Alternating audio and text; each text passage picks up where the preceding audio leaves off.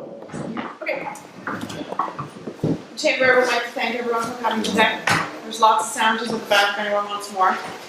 I would like to introduce Don Goldberg from the Port of Bellingham, who is the Director of Economic Development. And he's put these out if anyone came in a little bit late and didn't get one of these. Show that some. I'm going to be leaving about 50 of them with Okay. you. So. Perfect.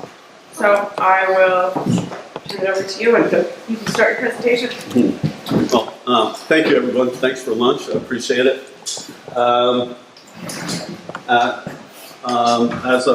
As you heard, my name is Don Goldberg. I'm the Director of Economic Development for the Port of Bellingham. But it's not as clear as that because about a year and a half ago when I was hired, this region had never had a regional economic strategy and nobody to really carry it out. The port became the official ADO for this for Whatcom County. The ADO stands for Associate Development Organization. We report directly to the State Department of Commerce. So prior to that, it was Whatcom County that was the ADO. So I am funded now by the Port of Bellingham, the City of Bellingham, Whatcom County, and State Commerce Department. Over the last year, we've been building our team. We're now complete. There's myself and 3 other full-time people. I report directly to Rob Fix, who's the Executive Director of the Port, but I also report to the Mayor of Bellingham, the Executive of the county, Jack Lowes, and I also work very closely with all the mayors of the small cities. So I report out a lot. I'm on about 10 committees and boards right now, so I'm pretty busy.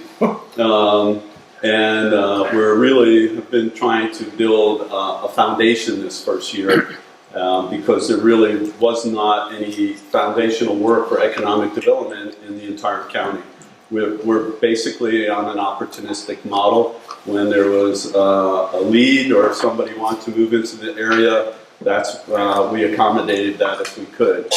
Now we're trying to be much more programmatic and much more strategic. One of my goals is to take the very differences of our communities and rather than everybody being as tribal as they have been in the past, and celebrating our differences and kind of weaving it together to make an economy for the whole area. So that's what this was created for. It is a tool that you can give to companies and others that are interested, but the real purpose of this was for you and all the residents and other business people in the county to start realizing that each one of our communities has something very different that it offers. And it's our diversity and our differences that are our strength and our sustainability during good and bad times. So we wanted to make sure that your community was in here. Jennifer Novick, who works for me, worked on this really hard over a number of months. It was very difficult to put together. But I think what you'll see when you look through it is that we have a community that has high tech, we have berry growing, we have water communities, we have communities that rely on the mountains. We have a lot of differences and a lot of different businesses in this region that in my opinion, make it much more sustainable than most small communities. A lot of small communities, even scattered to the south of us, about half of their business is agriculture, and if agriculture was to go south or something was to happen, that community would really have a devastating effect. Same thing with Everett, if the 737 MAX was to really take a dive, and Boeing was to lay off people, it would have an enormous effect on Everett because of how much they're all in on one particular sector. So, interesting little thing. I've brought an extra 75 or so here. You can pass them out to residents, businesses, anybody who might be interested. I know I was speaking with the manager of the marina. That's a really good place to put them as well. So I've left them here for you. what I'm going to do today is present to you what I've presented to Whatcom County Council, the City Council at Bellingham, the Port Commission, and a number of other groups on what is it that we're doing, what have I been doing, and where are we heading. It's not specific towards your community. It is a regional strategy right now, which also includes you, as you are in this brochure. So one of my favorite sayings is, "The ship is safe in the harbor," but that's not what ships are for. I think a lot of communities act based on fear, and because of fear, they don't take steps, and if you don't take steps, nothing changes. So, you know, just like a captain on a ship, if you think you're going to go to sea and not get bad weather and there's not going to be dangerous times, then you probably should stay in the dock. And there will be good times and bad times in the economy. We will have another recession someday. Things will not always be as bright as they are today. But if we're prepared for them, we'll make it through, and we'll use that to go to the next step and grow from that. So I want you all to remember that, you know, if you act too safely, you're not going to move forward. And if you want to move forward, you have to take some risk. So our mission is we're striving, like I said, to be much more programmatic than we have been in the past. We're doing a lot of programmatic big studies. I'm not a big study guy. I think any study should have a purpose of on the ground, something that you're going to use it for. So we're trying to attract more livable wage jobs. We actually have throughout Whatcom County a lot of job opportunities, but they're $15 to $20 jobs, and that means they're $30,000 to $40,000 a year employment opportunities. In most of the country, that would be a great job. It would allow you to buy a home. In our region, county-wide, we're at about $400,000 for an average home. And so you would need 2 people working at $40,000 a year full-time to afford the average home. And even at that, it would be pushing it.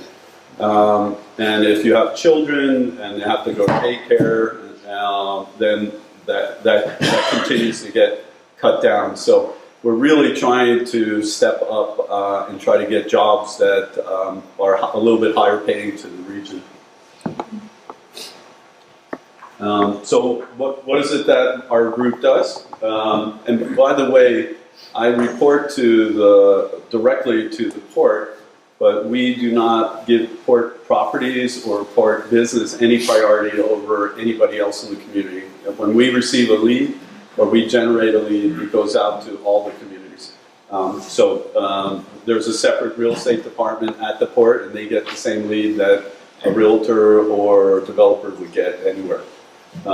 So we're really promoting this place as being a great place to live, work, and do business. We connect existing businesses as well as potential businesses to workforce. I was in Skagit County for a 4-hour board meeting yesterday on workforce. There was a lot of programs that they're trying to implement for high school students and things to get them to be trained, especially if they don't want to go to a 4-year university. We work with our partners in Canada. That's probably pretty evident with you guys. My team, for the first time, is implementing programs with Lower BC, as we're doing with Skagit County. We're really trying to promote the region.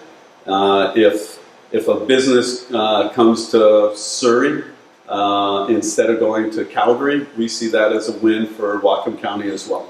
And the same thing goes for Skagit. We are dependent on each other, and you know that model more than anybody. And so we see this as a regional economy, and we're implementing partnerships with BC now.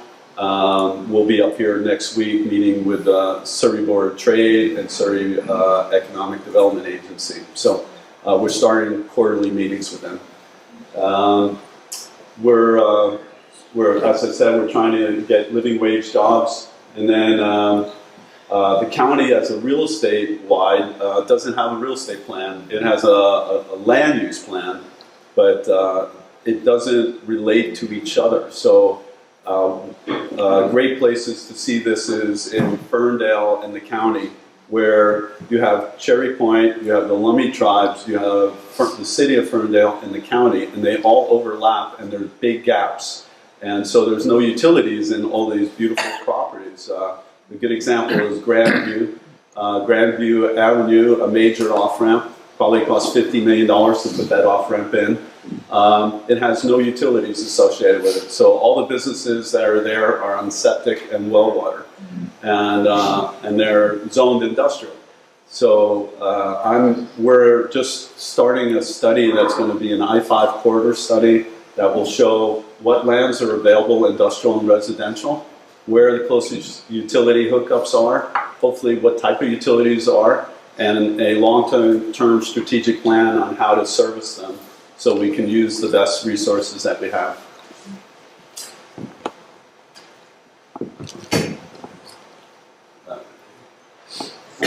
So we try to focus on sectors. Most communities work in about 4 to 6 sectors. As you can see, we have 12 sectors there and growing. And it typically is not a good idea to have that many sectors because you can't focus. But our region, as I mentioned already, is incredibly diverse. And these are all prominent sectors already in our community. So we try to connect to them and grow them. So in Whatcom County, we have about 36,000 students that are in higher ed in 4 colleges and university. The ag community, of course, is very important. We're also growing in high tech. Some of you might know Alpha Technology. Alpha Technology was the largest privately held company in Whatcom County. It was started by Grace and Fred, who didn't live far from here in Lower BC, and it's one of those stories. They started in their garage. Fred is from Germany, Grace is from Switzerland, I think, and they just sold their company this year for $650 million. What do they do? Alpha Technologies makes all of the boxes on every pole that connects cable and internet services, as well as they're in the solar business as well. They lead their industry worldwide. They have about 600 employees in Whatcom County and about 3,000 worldwide. A company called Enersys bought them from Pennsylvania. They're a publicly traded company. We were very worried that this major company would leave here because there really wasn't a strategic reason why they should be here. They were here because the owners wanted them to be here. And they have not only decided to stay, but they're expanding. And the president of that company lives in Sandiamu. And so the good news is this major asset to our community and tax base. They employ high-paying jobs. They plan on expanding here, so it's really good news. We also have Silfab. Silfab bought iTech. iTech and Silfab now are the largest solar panel manufacturer in North America. Silfab was a Canadian company. They bought the iTech manufacturer in Bellingham, and the U.S. headquarters for Silfab is now in Bellingham. So another industry of the future.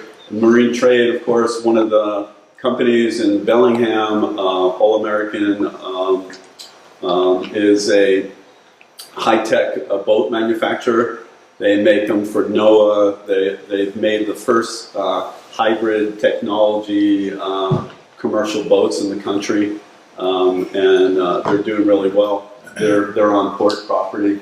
And we're one of the few counties that actually manufacturing year over year has increased in the United States. Most counties and places in the United States have lost manufacturing jobs to overseas. Whatcom County, I think 2 years ago, had the highest increase of manufacturing job percentage in the country. Of course, we all know that people like to recreate, and we're in energy, and real estate's a big thing around here. I'm trying to bring more healthcare to the county. Rural healthcare is a really big problem. You're even in a tougher position here because you have to come through the border and everything to use medical facilities. So Blaine would be the closest place for you, and the 2 doctors there are retiring. They're pretty much retired. And so Family Care Network and I have been working for about a year together, and they are about to announce, they haven't got the final plans, but I don't think it's private any longer. They are probably going to close their Birch Bay facility to build a facility that's 3 or 4 times that size in Blaine. So it will have 5 to 7 doctors. It will have X-ray capabilities and lab. So you will have probably about 2 years from now a much closer facility than you have now for medical.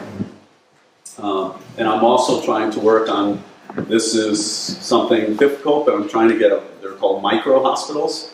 They have, you wouldn't go there for cancer treatment or heart surgery, but you could go there for if you were hurt or you needed to stay the night in a hospital bed, and it would have a full emergency department. So they normally have 20 beds. And I've been for about a year trying to get a company called Multi-Care, which is from Tacoma area, to build a small hospital in the northern part of our county. And this thing, doesn't have a direct association with economic development. It doesn't bring tons of money in or anything. But to me, you can't separate quality of life from economic development. We don't want to grow at the cost of why we're here. So. And then we have Blaine in particular has a lot of food companies, but they're spread out throughout the county. And then we're always searching for what's that next big trading deal. These were the foundational steps to what we're trying to do. We're trying to create a very responsive team. The 4 people that make up my team are myself, John Michener, who has been with the port and working in this for the county and port for about 10 years, and he's stayed on the team. Gina Stark is in charge of bringing rural broadband to Whatcom County. We're in the first phase of that. We just received a $2 million grant between Economic Development Fund and a CURB grant from the state. So we have about $2 million. The grant came through last week. And so our first phase of bringing broadband will be out east towards Glacier. We'll be able to service Kendall and some of the areas out there. And then there's 2 or 3 more phases as we are able to get funding and build the system. We're not legally allowed to what's called do the last mile, where we hook it into your house. But a lot of communities, it doesn't financially make sense for Verizon and the big companies to string millions of dollars of cable for a few clients. So they don't do it. And so we see the public's purpose is to make sure that everybody has equal capabilities. And so we're beginning that process. So we're stringing the backbone, it's called, where the lines would go down the telephone poles, and then what's called ISPs, they're the delivery companies. They then don't have to spend all the money to get the service to the region. They bring it from the pole to you. So that's a very big, timely and costly process, but our team is taking that on.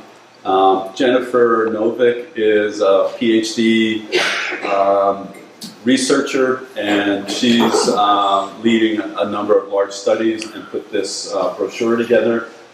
She's unbelievably intelligent and overwhelms me with that all the time. We're trying to, we've renamed ourselves. On here you'll see Whatcom County Regional Economic Partnership, or REP. We don't think we can do anything without partnerships for people. So we're heavily into community involvement, as I'm here, and creating partnerships with higher ed, other cities, counties, and that nature.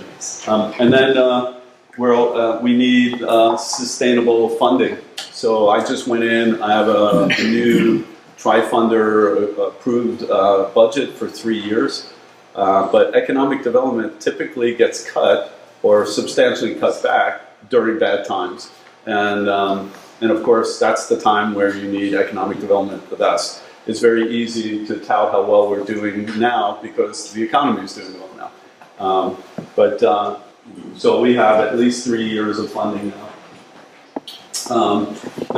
The county and the city of Bellingham put together very in-depth economic strategies, and in the past nobody's ever done anything with them. They're 150-page documents, and they were done by professional consultants, and they're very powerful and very good documents.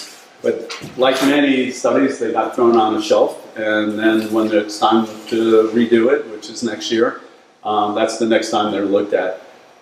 We've pulled them off the shelf, and all of the things that we're doing are related to that strategy, carrying them out. So we're, as it says here, we're moving through the strategy, both Whatcom County and Bellingham there, and we're matching our goals to those. So I mentioned we're the Associated Development Organization, the ADO. That's where we get our commerce funding, but more importantly, we get our leads from commerce that way. I just received a lead this week from commerce for a company that is a partnership in Skagit County. They're called Lavely, and they are an existing company in Skagit County that did a partnership with a Japanese company to create this new company. They believe they have the highest technology battery in the world. And it's a battery that they expect, when produced, will be able to hold a 1,300-hour charge and be recharged in an hour. And their first market they're going to go to is the marine industry. They'd like to have all the Washington ferries electric, as well as a lot of the ships coming in and out of the region, partially because of orcas. A lot of it has to do with pollution, noise, things of that nature. And so this company is very real, and they have an interest in opening a 1 million square foot facility with starting with 1,000 jobs. And our problem is we don't have a place to house them yet. The only place that probably could house them would be Cherry Point at this point. And Cherry Point has a lot of, it has support and has opposition, and so it's pretty much, it's going to be a process. How many square feet do they need? 1 million square feet. 1 million. Yeah, so about 7 Costco's. That's about how big that area would be. And they expect to grow to almost 2,000 jobs within 3 years.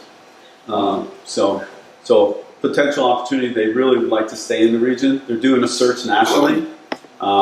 Washington has some incredibly strict laws when it comes to bringing companies into the region, as Oregon does. So in our constitution, we can't pay a company to come here. We can't pay a company to stay here. There was a new arm in the Constitution just so that we could keep Boeing in the state. But so unlike Wyoming or Wisconsin or other places where they can actually pay a company to come here, which I'm not a big supporter of, bless you, we need to get companies to come here for why they should be here, not because of paying them to be here. But I don't have a choice in that. So as I've said to them, if you want to go to West Virginia or Wyoming, $15 an hour job will get you a home. There are a lot of people there that are unemployed that would love a job. But you know, do you want to live there, and do you want to be? Is that where you want your company? And their priority is to be in this region if they can. We're one of 37 ADOs. We're only one of 4 ports that's the ADO, and that's it's interesting. the Washington Port Authority had its conference last week, and I spoke at the conference on the benefits of a port being an ADO. For the Port of Bellingham, it's a little different because Port of Skagit is half our size, but they have 2 ports. They also have a separate ADO. So they have 2 ports, an ADO, they have a county, they have all these different parties that are at sometimes in agreement, often disagreeing or not on the same path. That similar model would mean that Blaine would have been a separate port than Sprawl would have been. So this model really makes it united. We are able to work with the county much closer. We're able to unite the message, and we're not competing with ports within our own community.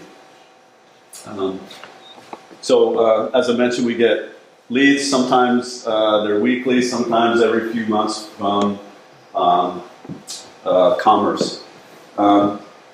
So our model, when I was hired, the first thing everybody wanted to know was, where am I going to go steal tech jobs? And that's pretty much what everybody thinks economic development is that you go to San Francisco and Seattle and you try to convince Microsoft to move to Bellingham. The reality is that's very unsuccessful. It costs a lot of money. At the same time, I'm trying to do that. Somebody's trying to get Alpha Technology to move from Bellingham to San Francisco. So it's much better for me to spend time with you and the companies and the organizations that are here and make sure they're happy, do whatever I can to accommodate them and their growth. So we're much more about retention and expansion than recruitment. If companies are happy here and they do well here, the recruitment comes automatically when they're affiliation with those companies. So we do expect, as we get more mature in our path, that we'll spend more time recruiting. But right now, we're really about fixing what's wrong and making sure that companies are staying here and not leaving. If Alpha had left, it would have had an enormous negative effect on you as well because of county taxes. I see our expansion model is, if you've ever heard the farm to table model, that's always a farmer's model where you try to get small farms to be close to the urban centers, and then instead of going through a grocery store or something else, they're able to take their product and sell it right to the end user and cut out the middleman and make sure that that community is whole. I don't think it should only be with farmers. And so if we were trying to build a solar field, I would try to get Alpha Technology and Silfab to do the work and support the local jobs and the local companies. And so everything we try to do is to give local entities and companies the first opportunity for growth. And then recruitment, we're always working on it, but it's secondary, as I mentioned, to the other two. So our messaging and marketing is very simple. You know, the people come here for quality of life. There's really 2 reasons they come. Well, 3. They've always been here. The relationship with Canada and the great quality of life that we have here.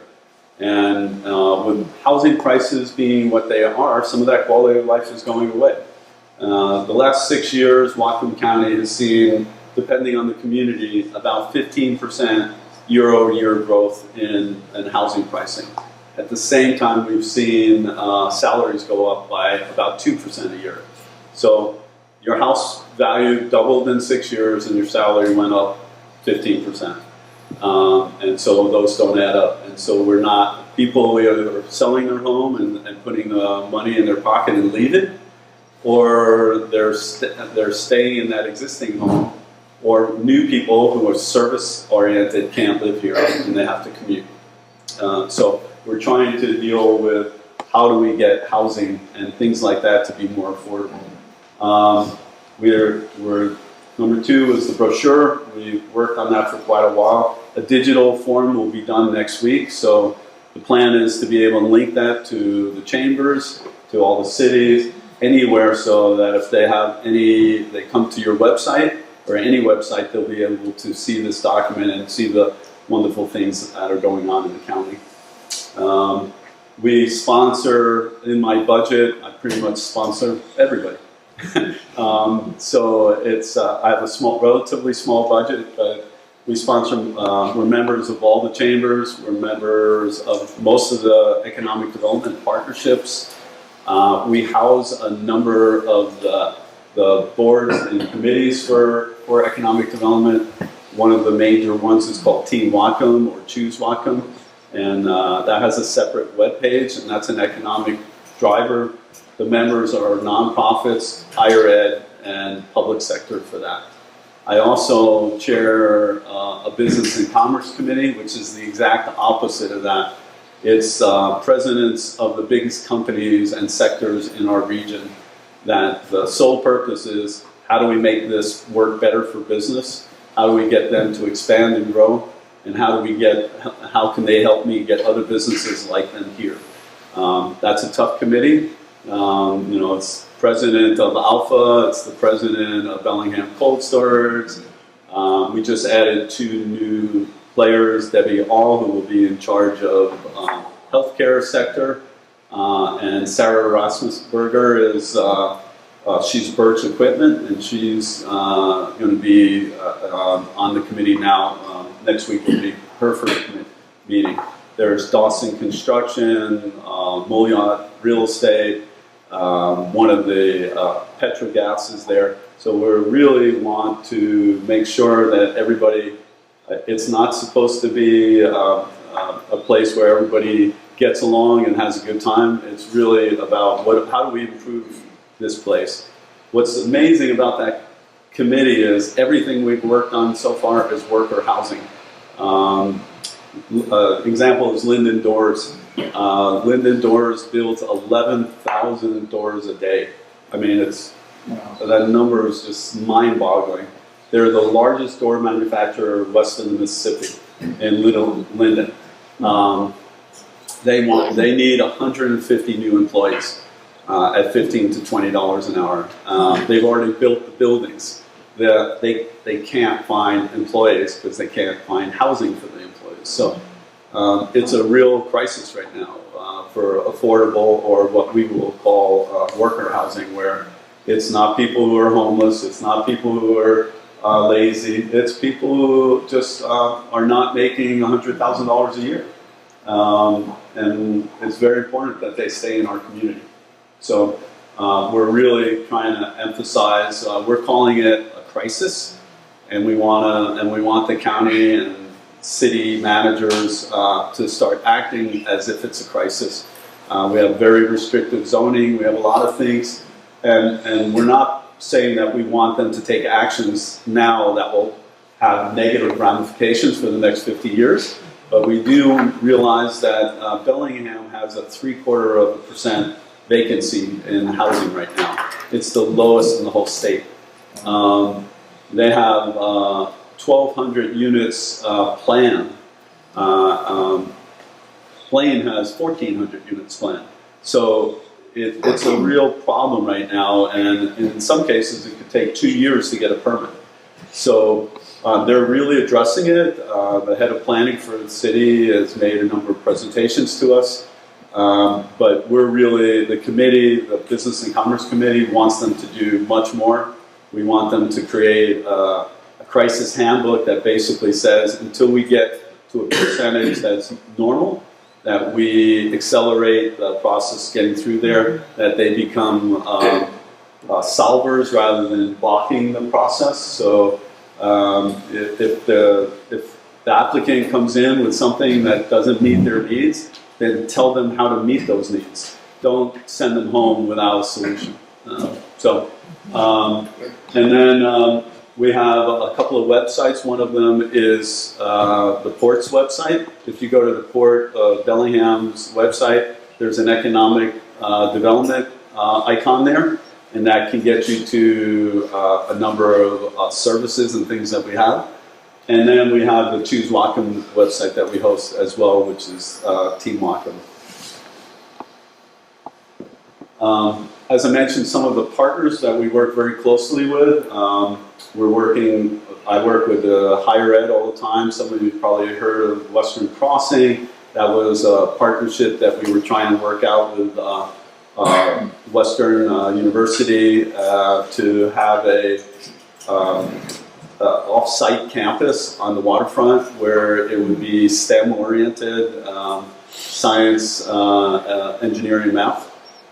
And that's kind of being re-evaluated right now, so I'm on a team trying to figure out what's next. But what we want is to bring sectors in that pay more money, that are the future jobs that aren't going to be closing down in the next couple of years, and connect those to degrees with Western's future degrees like energy studies and technology and cybersecurity and some of the things they're really pushing.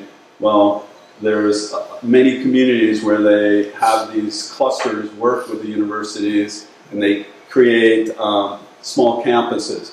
One that's going on right now is in Tacoma. It's under construction with Eastern Washington University and McKinstry, and they're doing a very similar project. So we're working out what will that look like, but it's super important for the future here.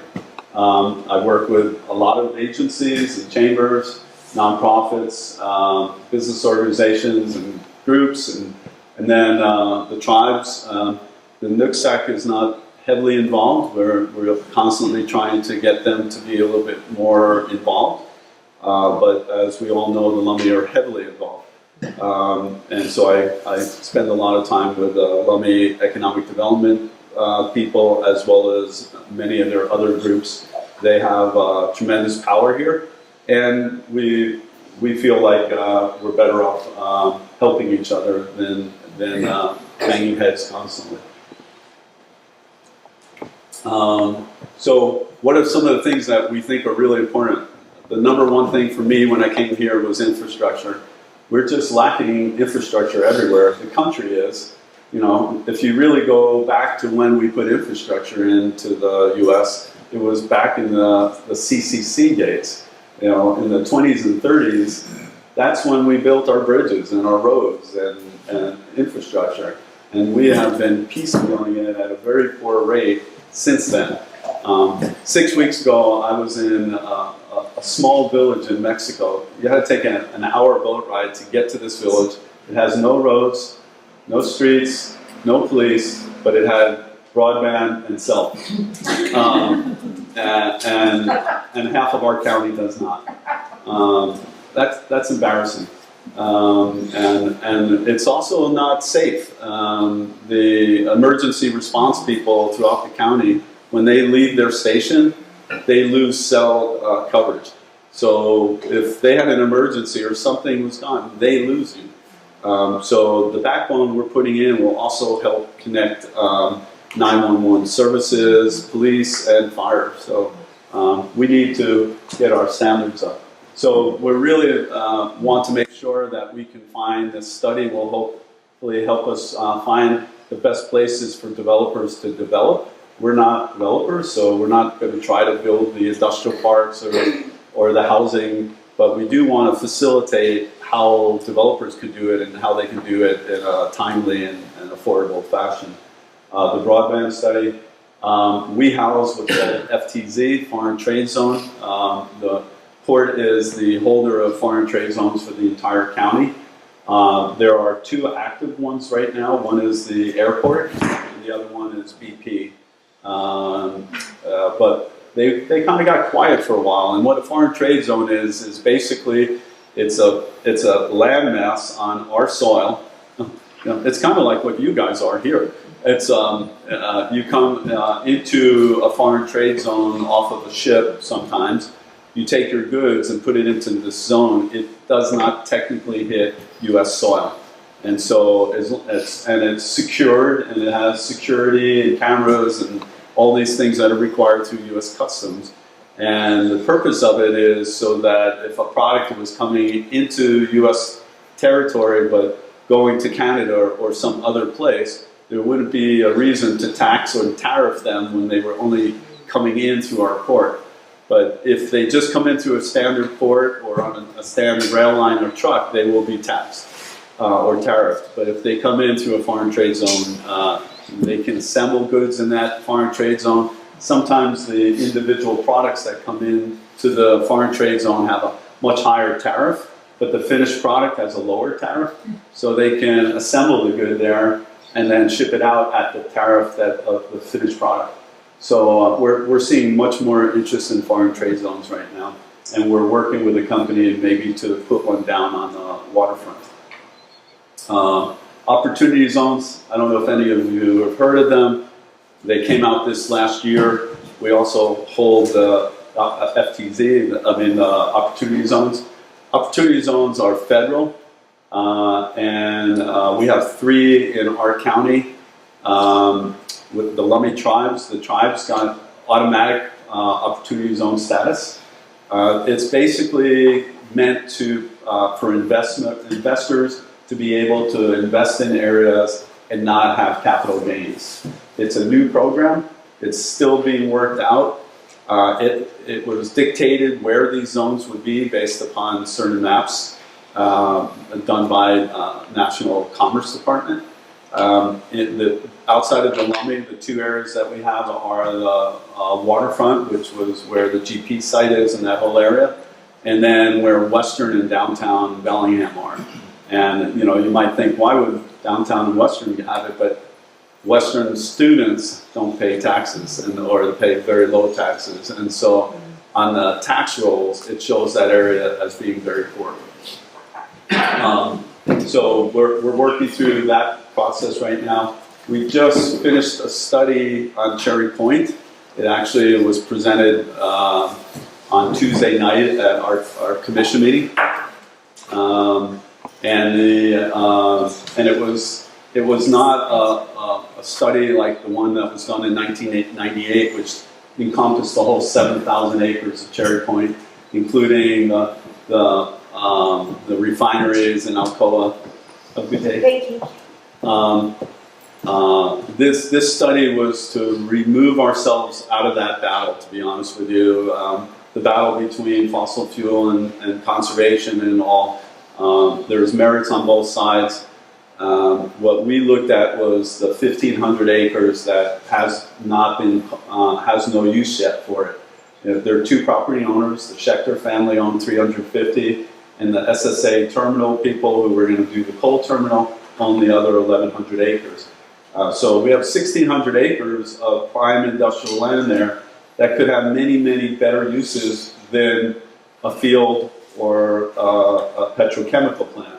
And we've been focusing on only those 2.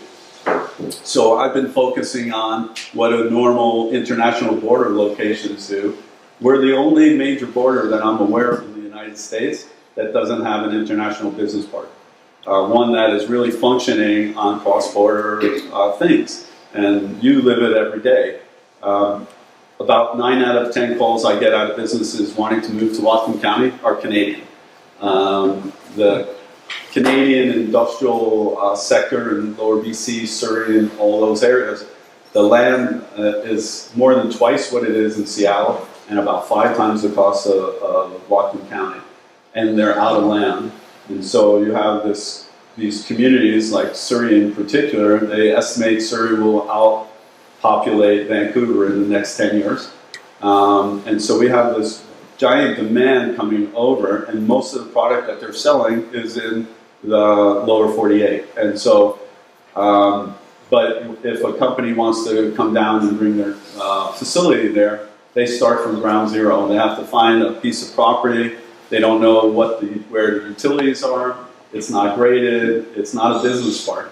And so if you've ever been to Campbell Heights in Surrey, that's a very large professional industrial business park. High standards, setbacks, roads are all in, lights are all in, power is already in the streets. When you come there, you're going to planning for your building. You're not trying to reinvent the wheel. So one of my goals is to have a professional business park here. And my background is 30 years of commercial real estate and development. So I've done a lot of these business parks. My job prior to the Port of Bellingham was I was the Director of Business Development at the Port of Portland, and we were the largest industrial land developer in the state.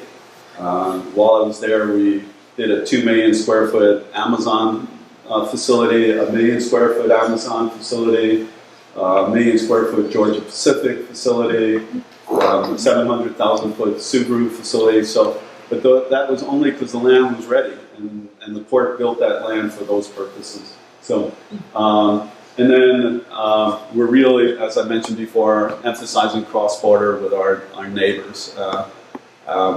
You live this every day. The majority of Whatcom County doesn't, and they just see BC plates and they're happy that they're coming to Costco. You know, so I'd like to do a better job. So what are we doing? We've just signed a contract with the L5 corridor study. That'll be about a 5-month study.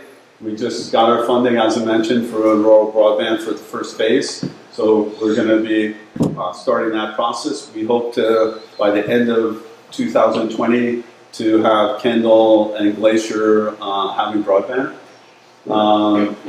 We're moving for the whole economic development strategy for our small communities. British Columbia, as I mentioned, we're working with the Cherry Point Master Plan study we just finished. We're working heavily with my Business and Commerce Committee. We're trying to recruit cybersecurity.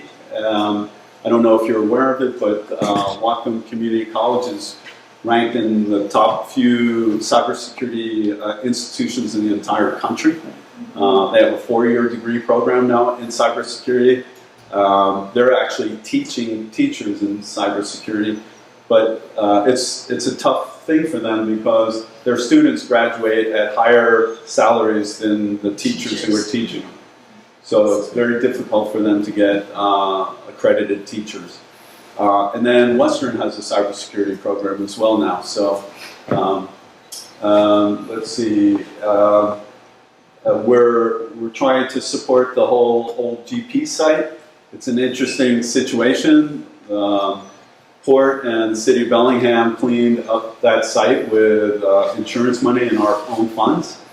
A company called Harcourt is an Irish company that has an option on the whole 19 acres that have been cleaned up. They have closed on the granary building, and if you've been there, you can see that that building is now almost brand new looking. I've seen pictures of what it used to look like, and it doesn't look like it anymore. They've just put a few tenants in there. The first phase of the road is open on Granary Way. The city park just won an award for one of the 4 best cleanup parks in the nation on that site. Harcourt has closed on 3 small lots on the water down the street, where they'll be building 3 luxury condos on the water. And not 3 condos, 3 buildings, so there'll be, I think, 60 plus units. Then the next building we're hoping they'll build is a 100,000 foot office building. We're very short on office space. And then they're looking at the old Boardman building behind. It's a long brick building. They're looking at bringing in a very high-end hotel model that they own 2 of in Europe. It's called the Titanic. It's a 5-star. And the reason it's Titanic is because they're based in the city that the Titanic was built in. And the plan is to restore that old brick into a 5-star hotel, and then to have the first large conference center that would seat at least 350, maybe as many as 500 people, because we're unable to get big conferences here. And then we're just helping them out. It's not our property, so it's kind of we're embedded in making it work, but we don't have full control over it. So, I think that's the last one. And that's about 10% of what I'm doing. So that's what the strategy we've been creating and working on. You can see we're almost halfway through the year. and we've ticked off about half of the major items that we were working on.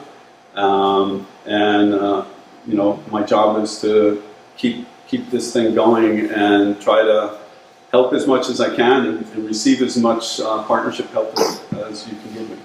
So I've met with David 3 or 4 times. We've met with the county as well. I've heard a number of your growth problems and issues related to commercial opportunities here, infrastructure opportunities. It seems like the hub here is the marina, and I know that there's been talk about wanting to have more investment in that marina so that it's more of a draw. But I'm the first to admit I'm not a specialist or someone who is overly knowledgeable about your community. So, yeah. 20 years ago, the port was going to buy the marina here.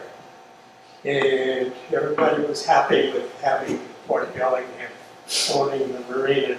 Someone on the west side who had leased a parcel of property, an acre or something, for a Mexican restaurant, and was in the proceeds of having one of the contractors put in the foundation, said, "You can't buy that place, I have it leased," or whatever, some such BS.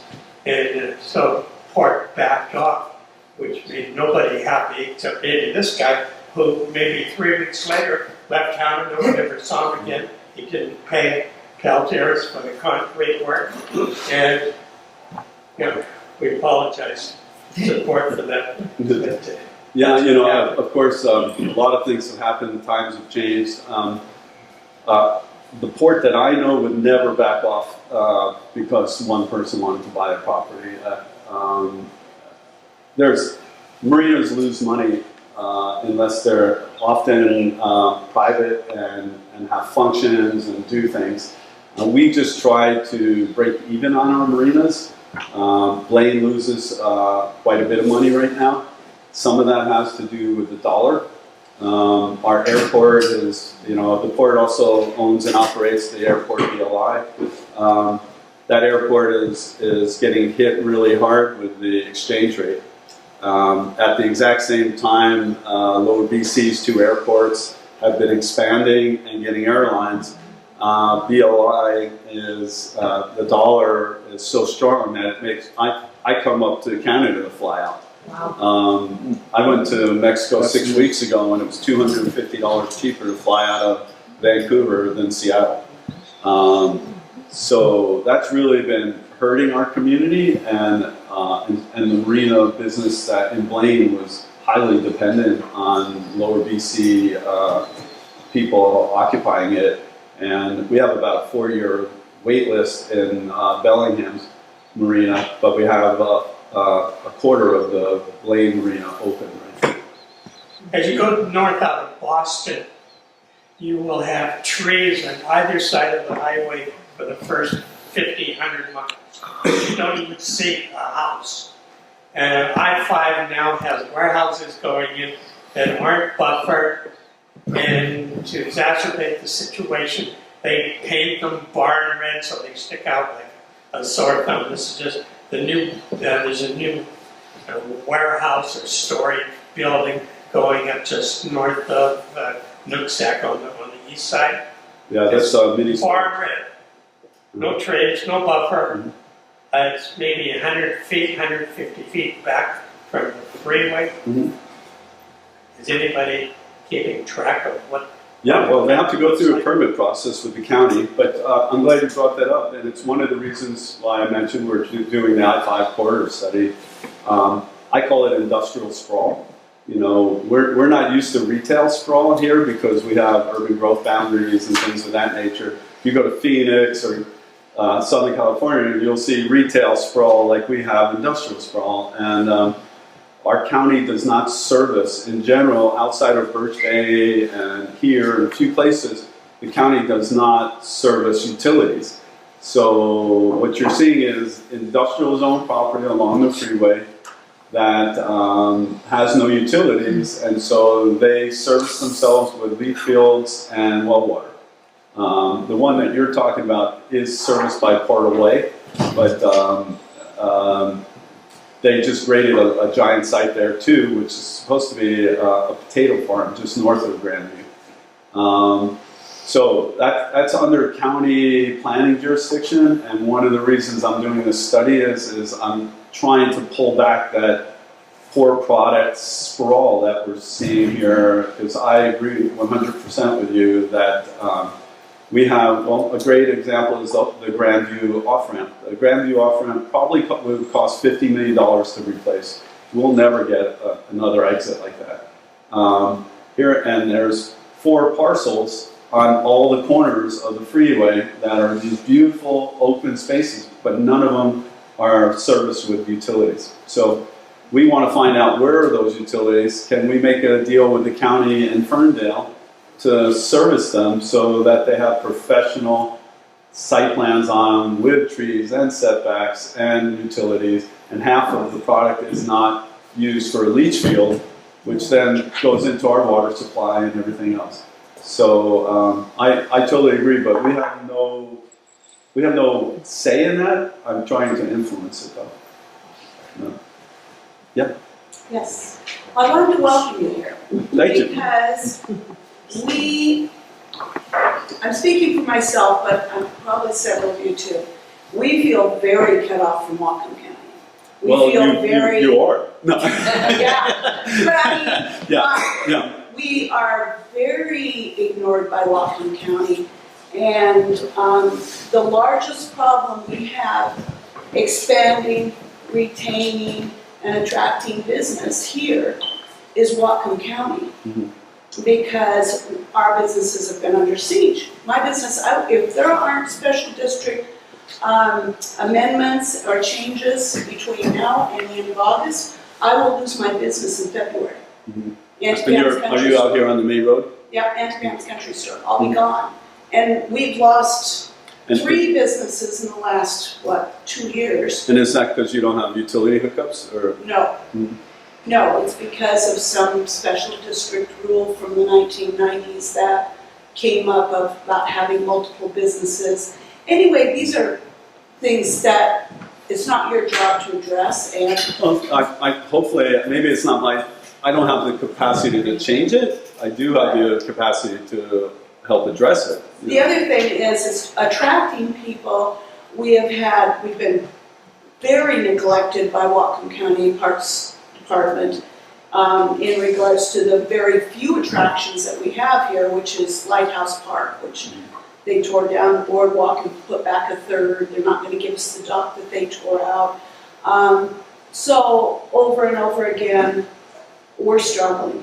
I've been here 30 years, and I've never seen business struggle the way it has in the last probably 5 years, due to Whatcom County coming in and making people get rid of their containers or do this or do that, that impacted their businesses in ways that they cannot survive. So, and we need attention, basically. Yeah, and you're not alone. You know, Kendall is another place that feels very similar. And Kendall, the region of Kendall, has almost 9,000 people. And they don't have a grocery store, they don't have services, they don't have broadband. It's a tough, and you know, it's not to scare anybody, but we have been in economic growth for 10 years, the longest growth in history. And it does scare me, whether it's at the state level or regional or local level, that if we can't figure out how to pay for things today, how do we pay for them when we go through a recession, which we will. You know, so yeah, it's understandable. Whatcom County is a very big, wide county, and there are a lot of needs, and they're behind, whether it's the jail issue or all the culverts that are being required to be replaced. There's all these infrastructure issues that have not been addressed forever, and they're to the tune of hundreds of millions of dollars. And I think that's where communities like you are getting the low end of that because of not having as much priority. That's it. Why are we having not as much priority? You know what I mean? It's Yeah, like, we're very easy to ignore, Yeah. and yet, we're the smallest expense. Well, it's rural communities all over the country. It's just I don't know what the solution is, you know, but a lot of rural communities are having similar issues. My question has to do with branding. Where did you live before Bellingham? Portland, Okay, what county is that in? Multnomah. Okay, I actually have heard of that, but I bet you I'd be hard pressed to name 5 counties outside of Washington State, other than Cook and Orange, and maybe a few more. In Whatcom County, other than Point Roberts, the only 2 things that people outside of the county know of, they know of Mount Baker and they know of Bellingham. Mm-hmm. So why do we always brand stuff Whatcom County economic, regional economic development or whatever? No one knows who Whatcom County, what That's Whatcom County exactly is. why we're doing it. But there's counties how many counties are there in the state? Like 10,000? Yeah, but we're, well, Multnomah County is a great example. There's 3 counties that encompass Portland. Portland region has 3 million people. It's not the same, you know. We're a rural county, and Bellingham is the known entity. But if you're trying to attract people from outside of Whatcom County or outside of Washington, by trying to educate them on what Whatcom County is, it doesn't make sense. You go with what your biggest attribute is. Sure, but you would be the only one in all the small towns that would say that. Everyone would say the exact opposite. Why are you only representing Bellingham? But it doesn't necessarily just have to be Bellingham Regional or something, or Right. Mount Baker, so that people know when they hear the name, oh, that's right, I know where Mount Baker is, it's in the Northwest.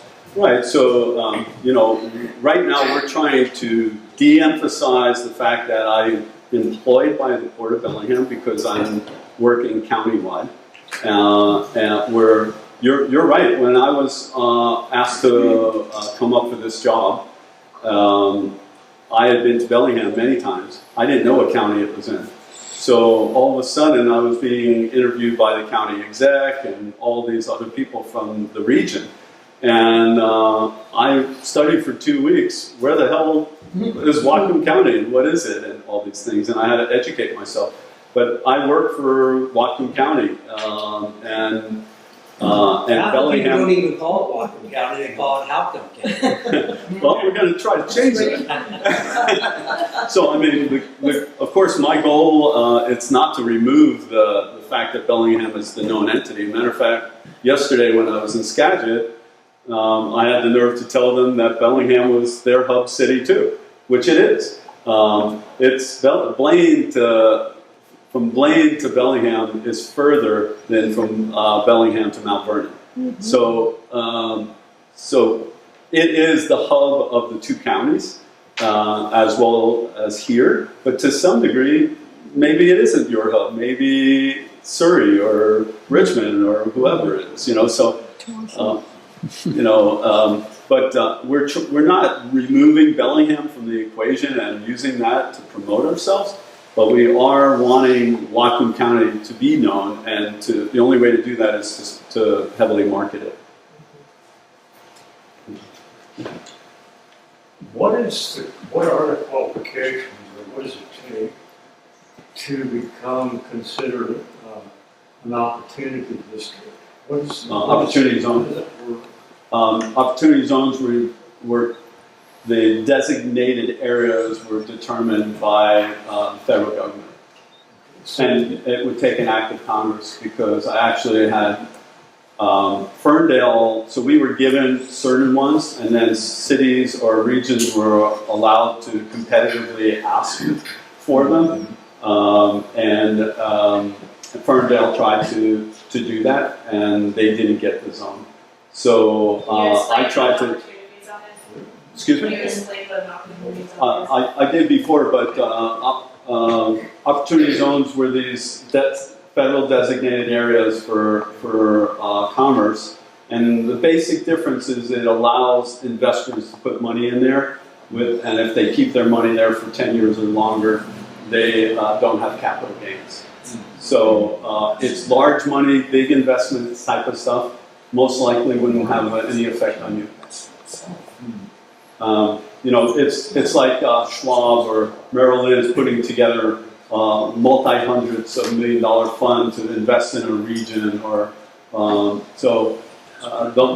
only one that probably has some real capacity is, and there might be small projects downtown. There's within one of the zones of downtown Bellingham, there's a company considering building housing for students, and the numbers just don't make it, but they think with the benefit of the opportunity zone there, it might.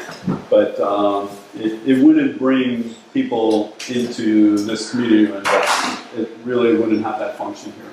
Well, is there any other designation other than just small town with not a lot of jobs that will make it easier for us to get some recognition in terms of our own sort of unique position? Obviously, you know, it's a cliche to say Point Roberts is a unique situation, but it is, and we are looking at a lost opportunity because of the fact that we can't do certain things because of the restrictions from all the local governments, the feds, or whatever. But we're also in the middle between Seattle and Vancouver. I mean, we're a very strategically located situation. So I guess the question I'm asking is, what the hell can we do other than just go through the normal process? I don't have an answer for you, but I mean, you used the word unique. Yeah. I would emphasize, I would build on what you really believe is the most powerful, unique thing. Being in between Seattle and Vancouver is every other town in between Seattle and Vancouver. That's not unique for you. Can I speak to that, Clay? Mm-hmm. So I represent the golf course, and I know for a long time. Back in 2008, back when it was still Point Roberts Golf Course, was designated by Condé Nast as the 6th most unique golf course in the United States. And we used that as our marketing for 2 years. Yeah, a place that, I'll give you an example of what you're talking about right now. On the coast of Oregon, in southern Oregon, a town that's no bigger than this is Bandon Dunes.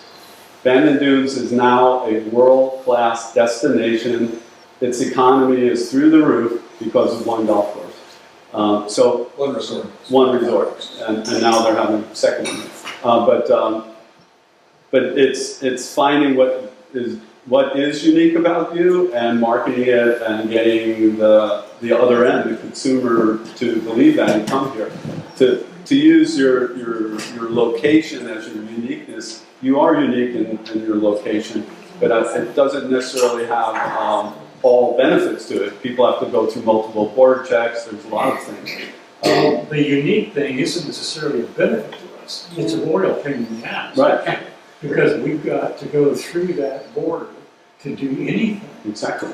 The unique part of what's going on is that the only fiber optic cable that we have access to comes It's Canadian. Yes. Yeah. No, you have better fiber than most of the county. And that fiber optic cable came through Canada and has been in Point Roberts for years. Mm-hmm. We never had access to it until somebody woke up and said, well, maybe that we need to do something about that. Mm-hmm. The thing about the unique part is, and that's not what I want to promote, but we have a location that limits us. And we have other things, of course, I spoke to about some of the others. So I'm just trying to find if there's any way to get a status that can do us help. I mean, obviously we're not natives, so except for the fact that I was born in the state, but we don't have any other kind of status because I'm just asking the question. I'm not aware, again, that's probably not my forte, but I'm not aware of any status or things that give you a benefit. I'm sure the community has looked at that many times. I can tell you that my office, as you know, you've been to my office, we call my office at the Point Roberts because it's attached to the main office, but you have to walk around the entire building to get there. And so we decided it was right there, but really hard to get to, so we called it Point Robertson. Anyway, I just I'm curious about the opportunity. You know, it doesn't. I can tell you, we tried to get Cherry Point. There were people who wanted that, which had a big economic potential for the area. And we were told that it would take an act of Congress. They would actually have to bring it to Congress. And we know how much gets done in Congress right now. So there's no way to change them right now. Offshore banking would be cool. I just want to bring up with that, with our primary school here, we got the funding because we're considered remote and necessary. Right. So there is that type of status, for that, but, whatever funding status, I'm not sure. Yeah. So you mentioned building a relationship with Surrey, the city of Surrey, and why not Delta? Well, we're 4 people. We're just starting. Oh, okay. Yeah, so it wasn't that, there's 28 municipalities, I think, in Lower BC that just surround the port of Vancouver. So we have a long way to go. Okay, this would be the obvious next. Yeah, I mean, we just had our first meeting with Surrey. So we have, as I mentioned, for instance, Surrey has 11 economic specialists just in the city. There's 4 of us for the whole county. So we're trying to build. Now we are working with all the other cities in Lower BC, but when there's an opportunity. But to have actual meetings with 28 Lower BC cities and economic development agencies would be impossible for us to do. So we're just building. Surrey's right on the border. And they happen to have a large industrial base that works in Whatcom County a lot. The Barrie community, the Sikh community is very connected to Whatcom County and Surrey. So that's just where we began. Okay, but would it be a way to prioritize Delta as being the second one to speak with? Because they have a pretty prominent chamber of meeting. Yeah. It's a time. Our first priority is Whatcom County. This partnership that we're trying to get together with Surrey is a start, but we still want to spend, if I have a choice of spending time with all the county cities in Lower BC or coming up here or going out to other places, I want to prioritize that first. So I can't commit to you that, what's next in Lower BC, but if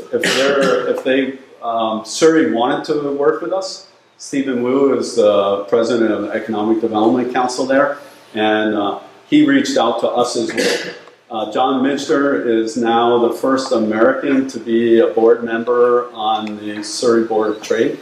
So we're just trying to open the windows, but we're small. And maybe you're not realizing the area, because when I first came here, I didn't realize this Lower BC area. I mean, there's Surrey, which encompasses a lot of different communities, and then Delta, which is Tsawwassen is really part of Delta and all that. So that's why I think he's referring to Delta as the next one. And anyway, we worked with the marina, and the governor, or the mayor of Delta actually has his boat here at the marina. So very, there's some connections there that could make. I would say that's the connection for you that's more prevalent. Your communities depend on each other much more. Yeah. And I'm more than happy to, at any time, to help facilitate that. But for us to create a relationship with Delta and Richmond and all the other communities would be almost impossible for us to manage. We would end up giving up all of our time that we're working on stuff in the county. Well, I guess the point is just those are the 2 that are kind of connected to the U.S. As opposed to Richmond, which you're going a lot further into BC. We're not asking Richmond. We're not just looking. No, and that's a geographic thing. We didn't choose Surrey just because it was on the border. It was that they reached out and we reached out to them. They're a city of 500,000 that has no industrial land left and is looking at building down here. So we don't have a BC strategy yet. Where's the IJC? Are they still alive? Excuse me? The International Joint Commission that was set up to deal with cross-border development within 15 miles of the border on both sides. Goes out of Ottawa and Washington, D.C.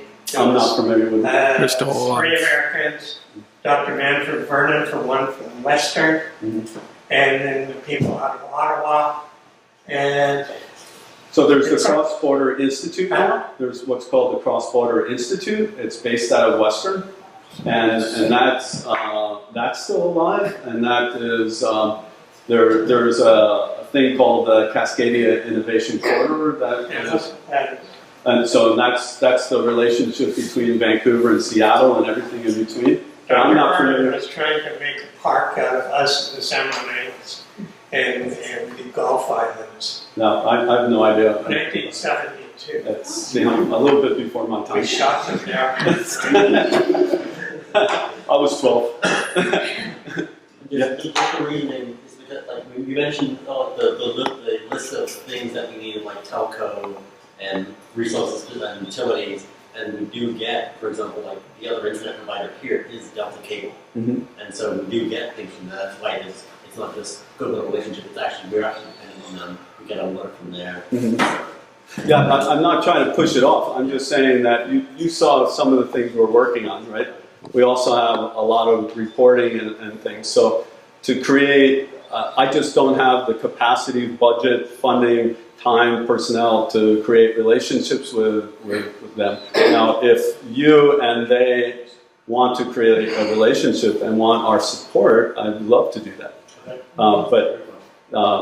You know, we are here for you, but it's not a high priority for us to come to Delta and create an economic development strategy with them. We're still trying to work our own out. What, if you have, does REP have a plan in place for helping Point Roberts business? No. So there's nothing on the docket for Point Roberts at all? Well, Point Roberts has to help itself and work with me to ask for help. But I don't. I'm not going to the cities or the regions and building their plans. We don't go to Birch Bay and say Birch Bay. This is now. I've met with Birch Bay like you and said, hey, we're here. If there's things that you know of or things that we can help you with, if there's support at the county level. David and I met with Jack Laus to talk about things we could do, but I don't have the capacity to build a strategic plan for every community in Whatcom County. Was there any thought of, because you're doing an outreach to Surrey for moving businesses into Whatcom County, was Point Roberts included in any of those discussions? We've met with them once, and we weren't building a plan to move businesses out of there. They wouldn't be meeting with us if that was the case. We're talking to them about how their economy and our economy overlap, and how some of their businesses and our businesses function over the border, and how can we grow those businesses. I can't come to Surrey and say, give me help on moving your businesses out of Surrey to Whatcom County. I'm confused. So what we're doing is trying to help each other support the industries that want to come here. And if there's a way in which there's companies that are on both sides of the border, which there are many, how do we keep those companies here and grow them? So no. Well,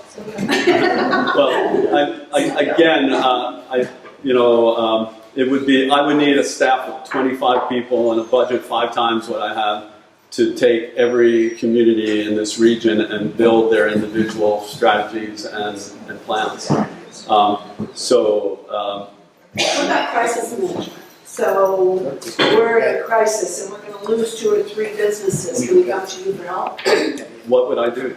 I don't know. That's what I'm asking.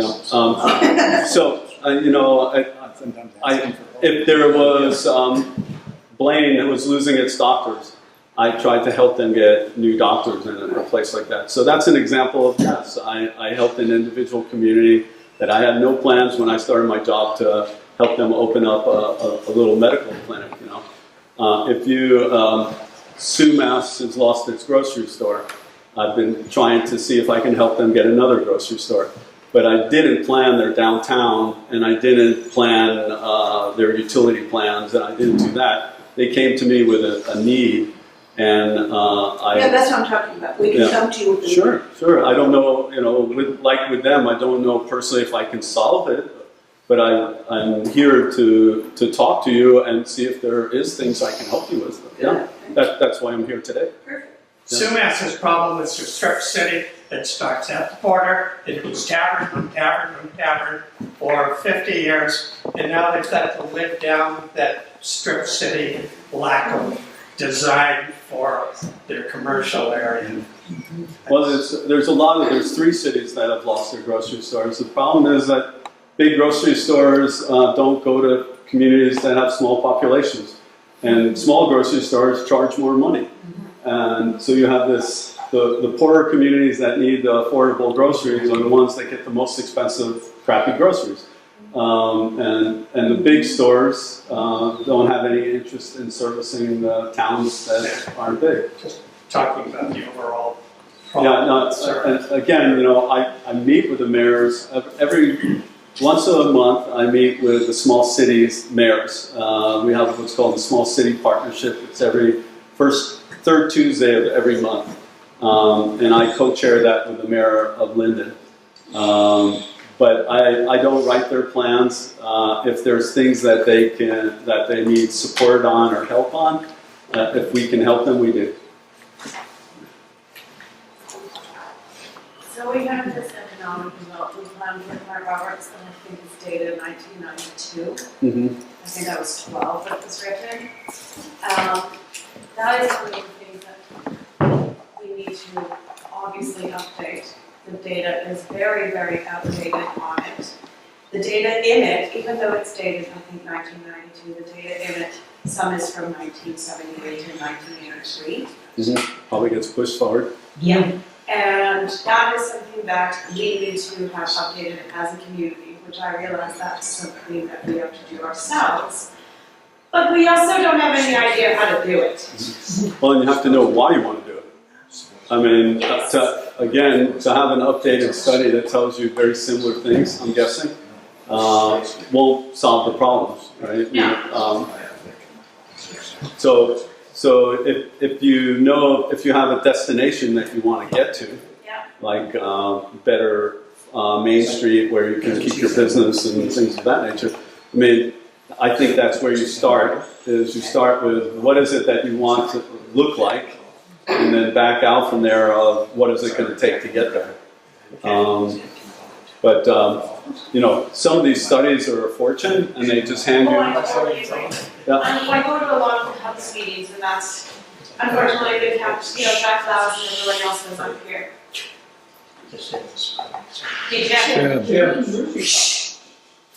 Unfortunately, Jack Louse and everyone is here, and they got torn apart by our community for losing our dock and losing this and losing that.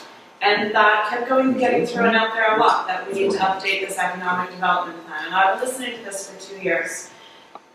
I don't think anybody actually knows how to do it or where to start.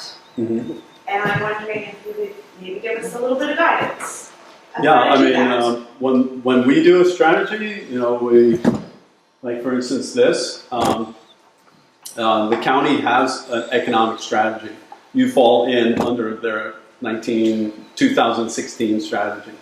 So there is a strategy, but it's not for you specific. Exactly. And Birch Bay doesn't have one, and Kendall doesn't have one. Most of these communities don't have, because it could cost you $100,000 to have a consultant do a very in-depth strategy, and you don't need that. So I think what would probably be good is to try to figure out how do you take the existing strategy and make it work for you, the county strategy. But ultimately, a lot of your problem when it comes to county is just getting money. And it's the same problem everybody else has got, is everybody's fighting for money. There is some funding in economic development. It's called the EDI fund or the .09 fund. And I'm funded that way. It has to be owned, the grant or the loan, it comes from the county. And it has to be for public infrastructure, and it has to be owned by the public. So if for let's say Main Street was to need a sewer line, and if you had that sewer line in there, you could prove that there would be businesses that would build and open, then that would be something that I could help you do, bring to EDI for a request. But there has to be a reason, it has to be owned by the public and all. Those grants are $250,000 and above. And I'm on the EDI board. And those funds are available to you guys. Yes, I said about the funding that, we're lacking funding like the rest of Whatcom County. The economic development plan. As I sit through these meetings and then I listen to our residents and our business owners, and maybe it's a misconception, I don't know. The town seems to feel that our funding is based on that economic development plan that's 20 years old. Mm-hmm. Do you know if that's true? I don't, but I'm guessing it has nothing to do with that. I'm guessing the county doesn't even know what your economic plan is. I know, but it's just something that keeps coming up over and over. And like I said, I feel like we're going around in circles and no one really knows what to do. To me, it's like building a resume. If you have the fanciest resume in the world, but you don't give it to any employers, it means absolutely nothing. You just have to pretty We need to help ourselves. So you have to create a vision of your community, and then you have to market that vision. Birch Bay has done a great job. I mean, Birch Bay is twice the size of Blaine, and they've marketed themselves as this great little safe beach community, and people from Canada come down there to do that. I used to live in Ashland, Oregon. It's a third of the size of Bellingham, but it's internationally known for theater. You can't just say that you're Point Roberts and that you're an unusual geographic location. What does that mean to whoever you're trying to talk to is what you have to figure out. Yeah. On the other hand, having infrastructure and buildings and businesses are also important because you need them for yourselves, and who's going to come here if you don't have businesses for them to come to? I'm sorry to interrupt. We can contact you about the EDI funding for exactly what you said. Exactly what you said. If we had sewers on any portion of Goldberg Tiny, we would be able to build businesses. But where would the sewer hook into? The marina. Yeah. You can't. Or Canada. You'd have to have the same sort of. So, But the reason we can't build anywhere is because we have wetland issues. The reason being we don't have sewer. right, so it's the same problem all over, right? So Cherry Point doesn't have fresh water, and it doesn't have a sewer system. It depends on, it has its, BP has its own water purification system. So that's why I'm trying to do this I-5 corridor study, but wetlands are prominent in this area. They're federally regulated. They're not regulated by the county.